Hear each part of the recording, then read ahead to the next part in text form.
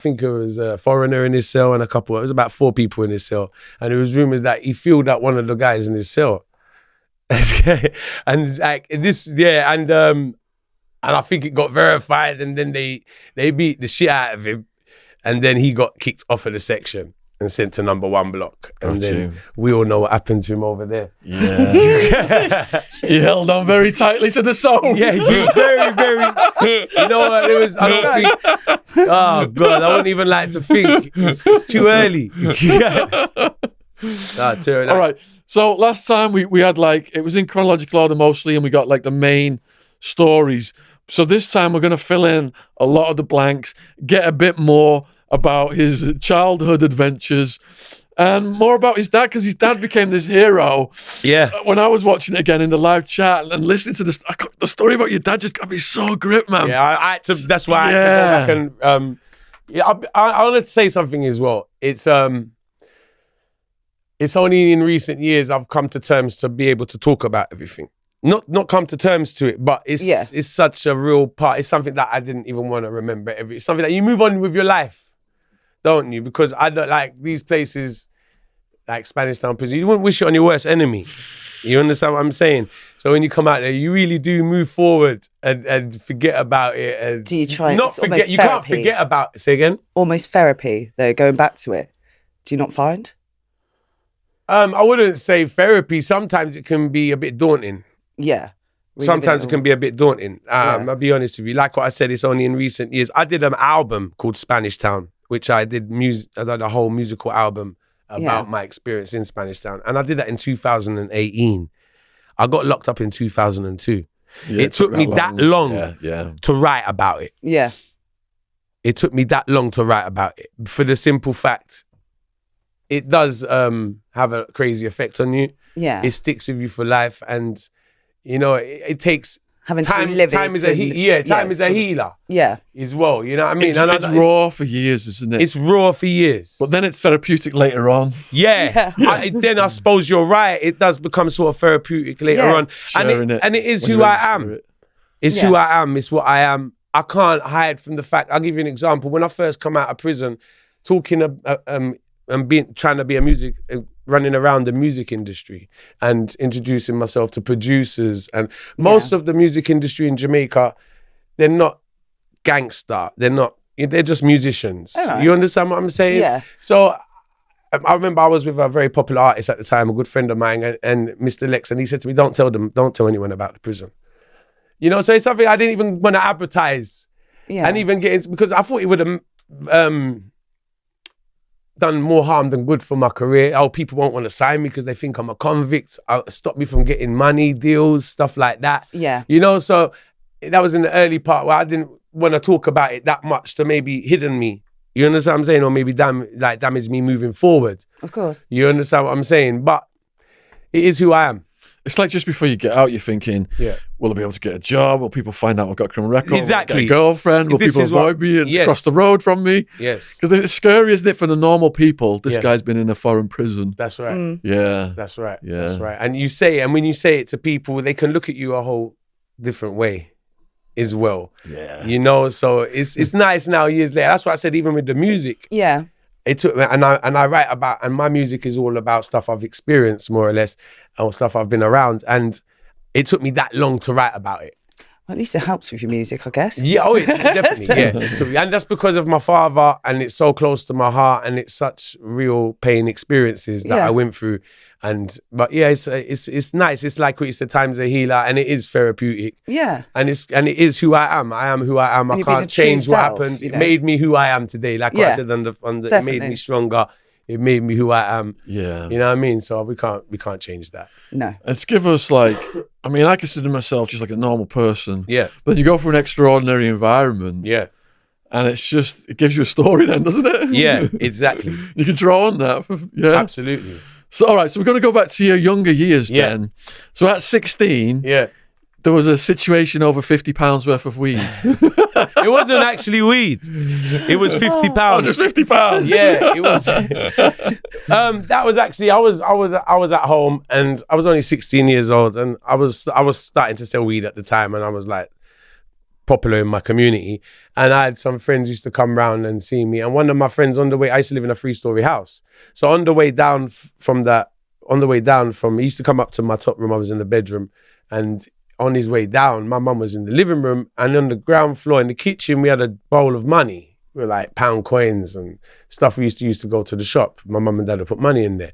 And my mum heard the bowl jingling. Honestly, my mum heard the bowl jingling when it was. So she called up and she says, "Who just left the house?" And I says, "My friend." I don't even want to say his name to embarrass him, but I say, "My friend Red Tete," and he says, "Whoever's left the house has just gone in the kitchen and taken money out of the bowl." And I'm like, "You're joking me." And I'm like, "Wow." I couldn't believe it was him because he actually was my neighbour. Oh, right. He lived on the same road as me. Slice. And he come from a very wealthy family. His house was like the nicest house on the road. I swear I couldn't get it. If it was someone poor, I might have even not even looked at it too. He was like from a wealthy family. What the hell are you going in my kitchen stealing money for? I don't even think it was 50 quid. It was in pound coins. I couldn't get my head around it. I'm only 16. I couldn't get my head around it. Like his house, they had it all converted. Like they got double glazing windows. Like they was rich. Come from riches. I couldn't get my head around it. And I said, "No, you ain't getting away with that." So I was like, my dad at the time used to run a trimming merchant business. He used to sell cottons. Oh, really? Yeah, So I brilliant. grew up around cottons and zips and shoulder pads and hangers and everything you can imagine to make women's garments. So like we used to run it, and he used to have drivers. So he had like 4 drivers. Yeah. And I used to be friendly with the drivers. And I asked one of them, I told one of them about the situation. I said, like, I want to kidnap this guy. So I said to him, he's my mate, remember? I just wanted to kidnap him and give him a beating. You didn't try calling him first or something? You didn't end up calling him first or? No, I called him. I tricked him. I said we're going for a drink to Epping Forest. Right. I said we're going to a party. Christ's sake. I said we're going to Epping. I said there's a lovely bar and there's a pool table. Right. And like when you're 16, that's what you want to do. You want to go pubs, play pool, stuff like that. So I say like there's girls down there. There's this pub down in Epping Forest. I know it well. Like my friend told me about it. My dad. I got a driver to drive us down this. So the guy worked for my dad. Him and his girlfriend had the van. So we all jumped in the back of the van, him, his girlfriend, me, the guy, another 2 of us, and drove towards it. Like we're all pretending to go for this Jolly Boys outing. By the time we hit the motorway, I just started beating the shit out of him. And so we got there and I started torturing him and I threw him in the river. And How did you torture him? Well, I just started like really just beating him up, and I was picking up sticks and telling him to fetch it, and I threw him in the river. And I was really bad. Pinch your sins It's here. the first time I've said this story. Yeah, so and then my friends at Tuggawar I probably would have done something worse to him there to say, no, leave him. My plan was to beat him up and leave him there. But I must have beat him up so bad, my friends felt sorry for him and begged for me to bring him back to Hackney. So I said, okay. I ended up convincing me. He said, no, we can't leave him here. And it's a good thing, because if I left him there, he probably would have called police on me and I would have got in a lot of trouble. So it was better. We took him back. And that was whatever. And as quite how often happens with these situations. It happened quite a lot. They come back to us. Boomerang. They do. Boomerang. It's karma. Yes. And then there was a sequence of you getting kidnapped. Yeah, that was my karma for that. At 18. At 18, yeah. At gunpoint. Yeah.